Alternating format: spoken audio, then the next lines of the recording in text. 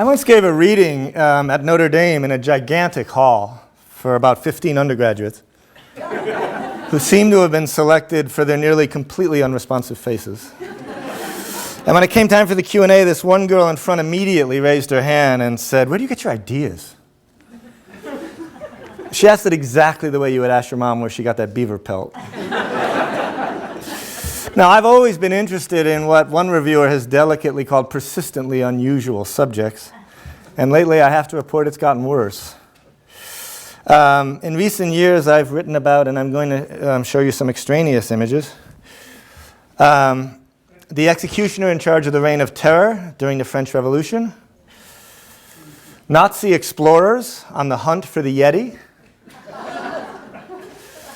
high school football players in Texas, an autodidact who became the first Western woman to explore the Arabian deserts alone, and the first female cosmonaut in space. I've written stories narrated by the servant of the murderous Gilles de Rais, by Japanese special effects wizards, Polish winter mountaineers, and the creature from the Black Lagoon. I seem to have, in other words, the inner emotional life of a 10-year-old. A number of these stories feature real people as their narrator protagonists. People like former Attorney General John Ashcroft, or the bass player John Entwistle of The Who. Stories my agent likes to call the libel cycle. As my father, who's always on the lookout for litigation, likes to say, "Why do I do that?" Now, fiction like that, although it's certainly not history or nonfiction, is intended to deliver many of the pleasures of both. And I've always been struck my entire reading life by how much non-fictional pleasure fictions actually deliver. Which makes sense, given that stories like Big Two-Hearted River or novels like War and Peace are not only teaching us about emotional interiors, but also about the concrete nature of their very particular worlds. Fiction's not history or science or any other sort of non-fiction, but it has its use when it comes to enhancing the sort of insights those other disciplines can enable. A few years ago, I read at Brown University, and one of the audience members was the historian, James Campbell, author of The History of the Slave Trade, Middle Passages. And I was struck by how struck he was by what he thought I was up to. He was enthusing to me afterwards about, and I thought this was lovely diplomacy, the freedom to speculate. As long as, he put it, the speculator is speculating responsibly. And the freedom to infer, and to infer evocatively. All historians, he understood, rely on their informed imaginations, but they were also required to shackle those imaginations to some extent, and almost always more than they wanted to. The fiction writer not only has more license, duh, that seems like an obvious point, but also has more license to try and create in the service of the facts on which we all mostly agree. Which means that when you combine the meticulous research and the intensely empathetic imagination on display in a novel like Michael Shara's The Killer Angels, or Jim Crace's Quarantine, you are very possibly provided with a more visceral understanding of what it may have been like at the Battle of Gettysburg, or what it may have been like to have been self-exiled in the desert as a first-century prophet, than can be generated by any number of more traditional histories, with their obligatory and continual nods towards their own limitations, and the limitations in general of what can be definitively known. There's always that great moment in a history when they go, "Well, we can't be sure of this."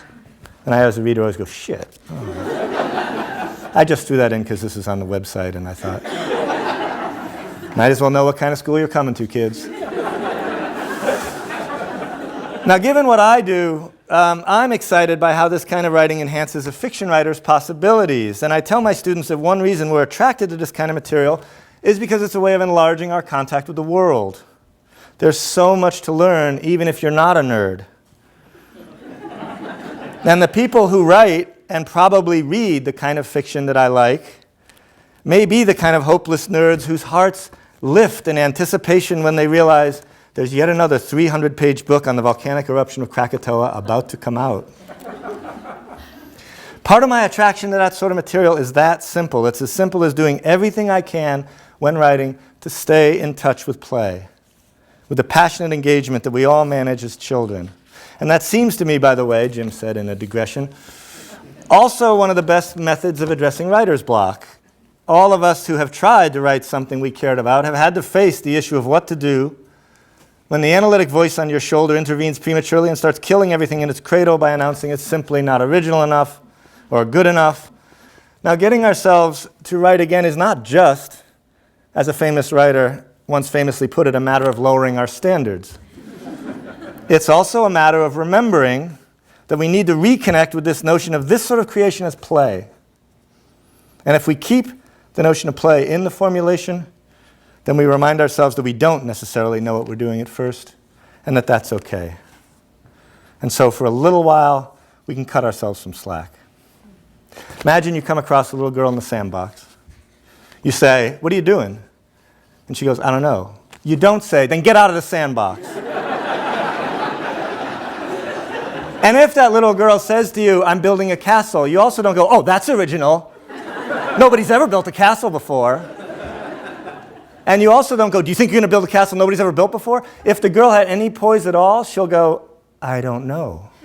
I haven't built it yet." Those inner children who just want to be left alone to play, where would any of the artists you most admire be without them? Walter Murch, the great film editor, responsible for movies like Apocalypse Now and The Conversation, once said, "As I've gone through life, I've found that your chances for happiness are increased if you wind up doing something that's a reflection of what you loved most when you were somewhere between 9 and 11 years old." I want to enlarge my contact with the world because the world is such a staggering and uncanny and heartbreaking place. And as a writer, I also want to do it because it's a way of enlarging the arena of my autobiographical obsessions.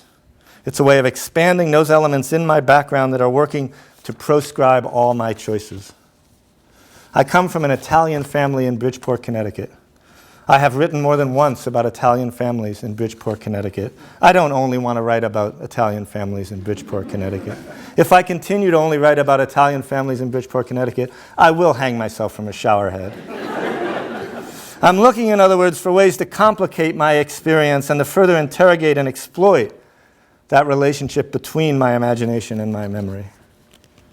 I tell my students, do you feel like complaining when you're starting to write that nothing ever happens to you? Well, then think back. And if you still feel like complaining, then go engage the world, because something's always happening to it. Another way of putting it might be to say that I've finally started to fully understand the importance of letting the world teach me.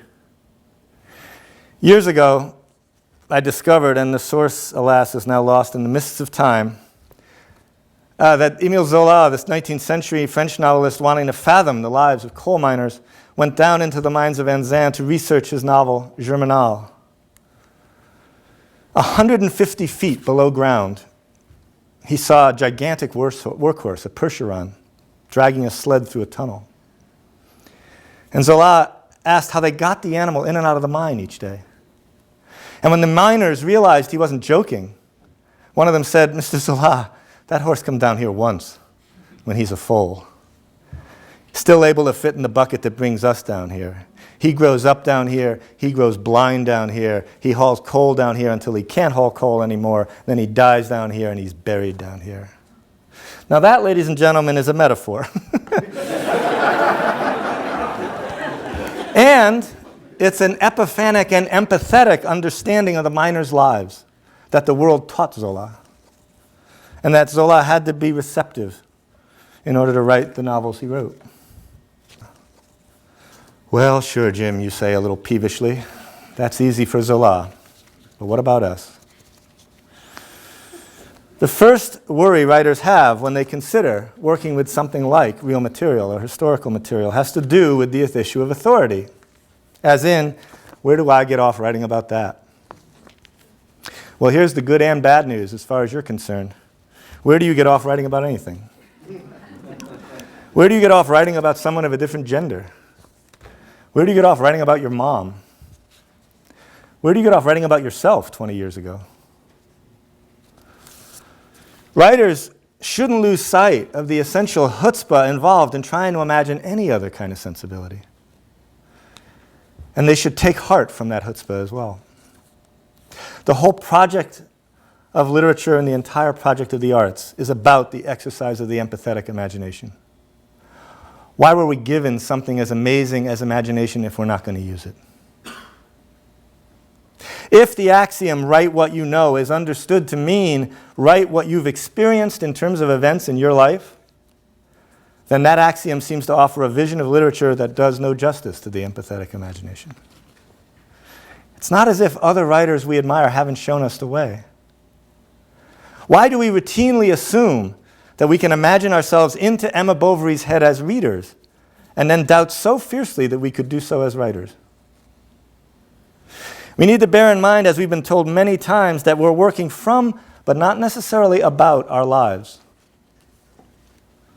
The poet Seamus Heaney had a nice way of putting it. He said, I do not suggest the self is not the proper arena of poetry, but I believe the greatest work occurs when a certain self-forgetfulness is attained. I also find that it's getting increasingly hard to take one's eyes off the world. As my loved ones will instantly and wearily tell you, I've been preoccupied with disaster, with catastrophe my entire life. But here's the silver lining to being in my situation. As the prognosis for our society and our world becomes more and more implacably dire, it occurs to me that I begin to seem less and less like the faintly disturbing fringe figure I am, and more like someone who's just reading the papers.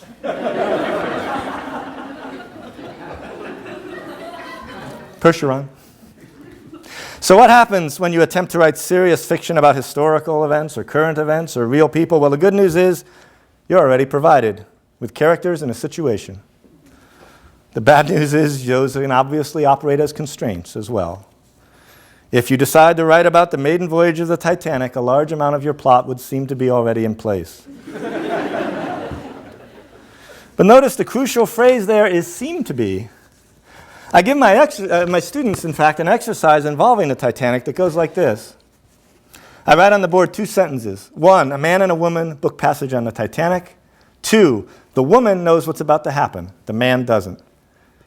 And then I tell them to pick up the story there. Continue writing.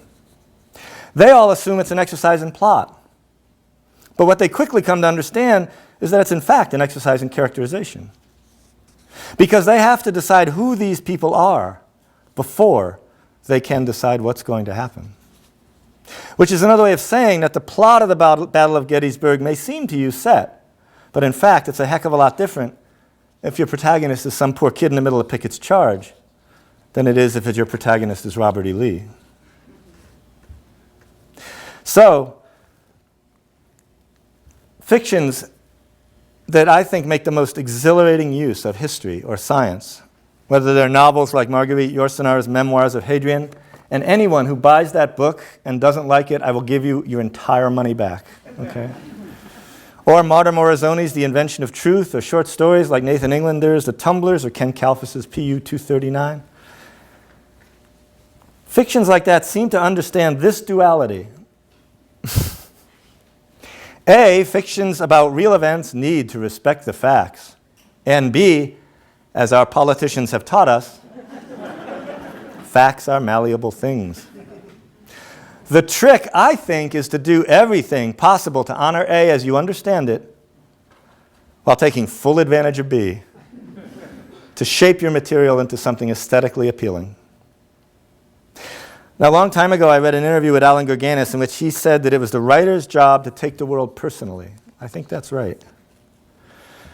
When I read about The Who or John Ashcroft or Chernobyl, I'm reading about it because I'm interested in the subject, and by interested, I mean to suggest that not only my intellect, but my emotions have been engaged. And when I'm reading, I'm trying to read receptively. That is, I'm beginning to pay attention to how what I'm reading is affecting me and why. You might say that if I'm, for example, reading about the catastrophe at Chernobyl, I'm simultaneously storing away the facts about the disaster and keeping an eye on the spectacle of my own ongoing affective reaction to what I'm taking in. If I don't find some plangent emotional resonances with what I discover about these situations or figures, then I won't write fiction about them. Drama's everywhere. Suffering is everywhere. Why do some things affect you so much and others don't? Think about the way you pass around news around the table. Oh my God, did you hear that? I know, that's awful. You want more toast? Other things haunt you. The fact that they don't go away as a hint about how important they are to you, a hint to which you should pay attention. What in particular is so important to us about these things, that's for us to find out. And once we realize as writers that what we're reading is galvanizing not only our imaginations but our emotions, something else starts to happen. When I'm engaged that way, I find myself starting to construct a combination of what I know about such subjects, what I intuit about such subjects, and what I project upon such subjects. The arithmetic might look something like this. This is for the scientists. Raw information plus insight plus passion equals your version. Or maybe the situation might best be rendered as a Venn diagram. Let's say in this case that one large sphere is the experience of having been a gay, silent filmmaker in Weimar, Germany. In other words, of having lived the life of F.W. Murnau, the director of Nosferatu and Sunrise and The Last Laugh, about whom I wrote a novel. And let's say the other sphere is the experience of the artists. You should imagine banalities in that sphere. It's that sliver of overlap, mostly of crucial emotional agendas and conflicts and not so much of life experiences, that creates the connection that allows everything else to be accessed, at least in imagination. When the process succeeds, and it by no means succeeds with every figure that initially attracts my interest, those real-world people with whom I'm working turn into personae, figures who both are and are not the actual public figures. I think what happens in cases like that is that I stumble upon a shared emotional genealogy that research helps me more fully uncover. Which makes sense, given that, as others have pointed out, when we read literary fiction and when we write it, we send ourselves as far into another sensibility as we can, and then we return to ourselves with a perception that both is and is not our own, but has become more complicated. And here's a happy paradox. Such distancing seems to enable a new and unexpected outbreak of emotional honesty and intimacy within our work, both of which are crucial to producing anything that you're willing to put your name on. Oscar Wilde had a great insight about that. He said, "Man is least himself when he talks in his own persona. Give him a mask and he'll tell you the truth." Oscar Wilde. Think about that as a poster boy for emotional honesty. Now, with work like that, we're engaging what feels like objective reality and an intensely subjective inner experience. And because the way objective reality is being viewed is so idiosyncratic, the potential is there for the work to become surprisingly personal and autobiographical. We're reminded, in other words, that we might fathom ourselves more fully if we direct a more perfect attention to what's around us. Ernest Hemingway's way of articulating that was, a hard light thrown on objects softly illuminates the beholder. Which is not, by the way, a bad summary of Hemingway's entire aesthetic. That way of operating also reminds us of how much the giving of oneself is involved in perceiving. As the philosopher Simone Weil formulated it, attention is the rarest and purest form of generosity. So here's what I'm asserting. This song of everyone else that we seem to be composing when we write about such far-flung characters and such far-flung places, in fact, slowly evolves into, unsurprisingly, a distinctive song of ourselves. And people who are suspicious of such methods, and I know you're out there, and who only allow themselves to be really moved by stories that they suspect to be directly autobiographical in their events, as if all literature aspired to the condition of memoir, they mistakenly equate what seems to be that unmediated and autobiographical set of events with sincerity or honesty. Which is a little like saying vanilla ice cream is more sincere than Rocky Road. The favor of imagining other people's lives might be the best that we can do for each other. And the arts educate us in that ability. To quote Alan Gurganis again, we have to give ourselves over to other people, no matter how inconvenient or intimidating or boring that process might seem to be, because that's the only way we're going to continually renew ourselves. I try to think of it as the most useful sort of human exchange. In turning over my imagination to distant and initially weird sensibilities, I'm continually giving myself away, in both senses of the phrase. And I'm continually trying to gather others into me in a way that Walt Whitman wrote about more eloquently, but in a way I hope he'd recognize. Thank you very much.